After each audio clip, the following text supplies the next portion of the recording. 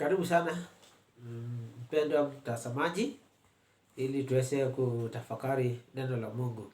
Ni furaha kuu kupata nafasi na kutafakari neno la Mungu pamoja. Leo tutaongea ama tutatafakari neno kuhusu kwamba chochote kile kusiwe na jambo ambalo litatutoa kwa Mungu ama ambalo litatutenga na upendo wa Mungu. Karibu sana, na kabla hatuja soma neno, hebu na tushukuru Mungu. Tuombe. Baba wa mbinguni, katika jina la Yesu ni asanti kwa sababu ya kipindi hiki ya kutafakari neno lako. Tunaomba unene na mioyo yetu, utufundishe, utukanye, utuelekeze na utushauri, mfalme wa ajabu. Ombi letu la imani kwa Yesu Kristo aliye Bwana Mwokozi wetu. Amen. Karibu sana, tutafakari maneno haya pamoja ambalo tutalipata somo katika kitabu cha Warumi sura ni ya 8. Nitasoma kifungu cha 38 na hata 39. Na katika version ya Kiswahili Biblia inasomeka hivi: kwa maana ndaza mstari wa 38, kwa maana nimekwisha kujua hakika ya kwamba wala mauti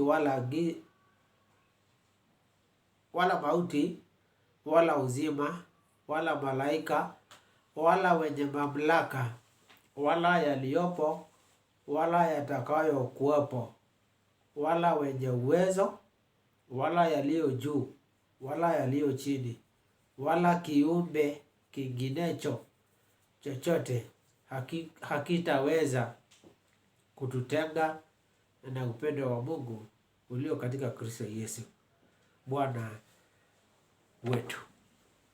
Amen. Karibu sana ili tutafakari maneno haya. Nilipokuwa nikitafakari maneno haya, nikaona katika maisha ya muamini ni lazima ama ni bora tukae ndani ya Kristo katika siku zote.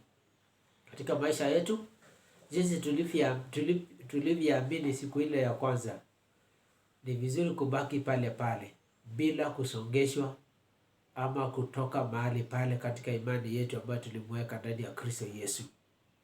Pia wakati watu wanapofunga harusi, tunakumbuka vile wanavyoahidiana, wanavyotoa nadhiri mbele ya Mungu na mbele ya ushirika wote, ya kwamba watakaa pamoja katika hali zote.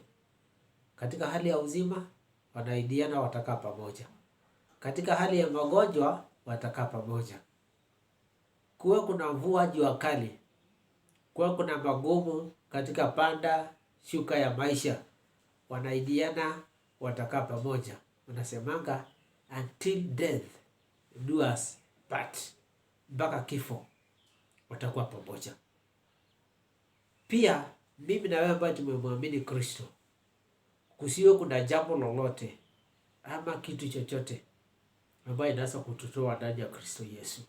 Kwa hivyo neno la Mungu leo ni kwamba tukae ndani ya Kristo na kusiwe kuna kitu ama mtu ama jambo lolote ambayo itatoa ndani ya Kristo Yesu.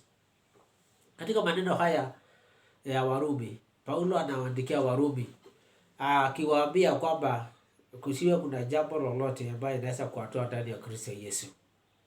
Katika maandishi ama katika masomo ama katika mistari hapo awali, anaongea juu ya kuwa washindi. Anawaandikia mambo ya maisha ya kiroho, mambo ya kuishi maisha ya kiroho na kumpendeza Mwenyezi Mungu, mambo ya kuwa washindi kwa sababu ya kukaa ndani ya Kristo. Lakini mistari tumesoma hapa, anawaambia ya kwamba basi kama mambo ya kwa hivyo, kama mambo ni mazuri, kama mambo ni sawasawa, tukiwa ndani ya Kristo, basi kusiwe na kitu ama jambo lolote ambalo linaweza kututoa ndani ya Kristo Yesu. Akamwambia isiwe ni mambo yajayo ama mambo yaliyopo. Kusiwe ni vitu, kusiwe ni wenye mamlaka, kusiwe kuna vitukio na mambo ambayo yanaweza kututoa ndani ya Kristo Yesu. Unajua, katika maisha Paulo alijua Warumi labda kwa hali wanayopitia yanaweza yakawatoa imani. Na kumbuka wakati mmoja yule mke wa yule mzee wa imani anaitwa Ayubu, wakati wa shida ama mateso ama majaribio ya Ayubu, mke wake inaonekana imani yake imemtoka kwa Mungu. Akamwambia mtukane Mungu ili ufe kwa sababu ya mateso. Tushapoteza mali, tushapoteza watoto. Sasa wewe ni mgonjwa tena. Sasa hiyo inaonekana ilimtoa mateso, kupoteza watoto na kupoteza mali na mateso ya mumewe, inaonekana ilimtoa yule mama ndani ya Mungu. Kumbuka kuna mambo mengi ambayo Paulo alisema yasiwe ya kuwatoa Warumi ndani ya Mungu. Pia katika maisha yetu tuangalie kwamba kusiwe kuna jambo lolote ambalo linaweza kututoa ndani ya Mungu. Wakati mwingine inaweza kuwa ni ugonjwa imekukalia sana.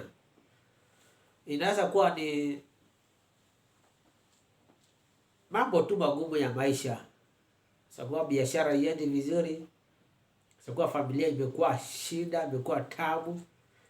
Inakunyima hata usingizi. Mambo magumu ya kifamilia, ya kibiashara, ya kikazi. Lakini hayo yote yasikutoe daima. Yasikutoe hata kidogo ndani ya Kristo Yesu. Baki pale pale kwa Mungu. Imani yako isitoke kwa Mungu. Pia sio shida tu inaweza kututoa kwa Mungu. Pia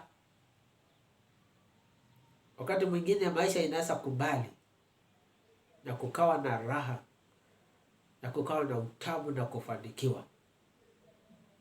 Kumbuka Mungu aliwaambia Waisraeli hata mkiingia katika nchi ya ahadi. Hiyo ndio katika kwa kitabu cha Kumbukumbu la Torati. Hata mkiingia katika nchi ya ahadi, ile nchi nzuri ya Kanaani, mkifika pale mtafurahi, mtalima mashamba, mtaotesha, mimea itakuwa, mtakula na mtashiba. Lakini hata mkishiba na kufanikiwa na mambo yenu yakae vizuri, msimsahau Mungu. Japo kwa hilo ni topic ama ni somo ambalo tutajifunza hivi karibuni, kukaa kwa Mungu ama tusimsahau Mungu. Lakini aliwaambia mkishiba, mkifanikiwa katika ile nchi ya ahadi, kusiwe hiyo isiwatoe ndani ya Mungu. Wakae, waweke imani yao kwa Mungu. Waweke imani yao kwa Mungu. Wakati mwingine katika maisha haya, maisha inaweza kuwa tamu na ikubali. Mpaka akaunti yako kweli ni nzuri, ni neno inapendeza na inaridhisha mtu yeyote awanaye. Hiyo isikutoe ndani ya Mungu. Hata ukifanikiwa, ukinawiri katika maisha, usimsahau Mungu.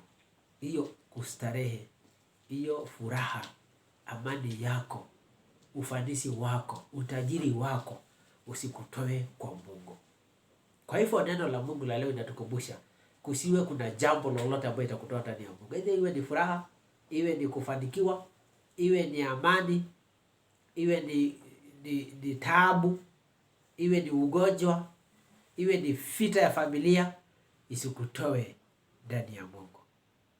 Vile wanaharusi wanaidiana, tutakaa pamoja wakati wa kufanikiwa, wakati wa kutofanikiwa, wakati wa afya njema, wakati wa ugonjwa, tutakaa pamoja. Pia mimi na wewe tukae ndani ya Mungu wakati wote. Kusiwe kuna jambo lolote ama kitu chochote ama mtu yoyote ambaye anaweza kututenga na upendo wa Mungu. Kwa sababu Mungu anatupenda 24 hours. Anatupenda kuhakika. Kwa hivyo mimi na wewe, neno inatuambia leo kusiwe kuna jambo ambalo litatutenga na upendo wa Mungu. Hata tukipitia ngumu, hiyo haiwezi kututenga na upendo wa Mungu. Hata tukifurahi, hata tukifanikiwa, hata tukila na kushiba, hiyo isitutoe ndani ya Mungu. So Mungu akubariki, tukae ndani ya Mungu na kusiwe kuna kitu ambacho itatutenga na upendo wake. Bwana akubariki pamoja na familia yako, tukae ndani ya Mungu na kusiwe na kitu ambacho itatutenga na upendo wake. Na tuombe tukimaliza. Asante Mfalme wa ajabu kwa neno lako. Endelea kutufanya imara kwa imani na tukae ndani yako. Kusiwe kuna chochote ambacho itatutoa ndani yako. Hata wakati tunapofurahi, wakati tunapofanikiwa, wakati tunapopitia kwa shida, wakati tunapopitia dhiki na mateso, tubaki ndani yako. Kusiwe na kuna kitu ambacho itatutoa ndani yako. Tubaki kwako daima, kwa sababu ndio unatupenda, unatujali. Kwa Yesu Kristo tuomba tukiamini. So Bwana akubariki, akutende mambo mazuri na kusiwe na jambo ambalo itakutenga na upendo wa Mungu. Ubarikiwe. God bless you.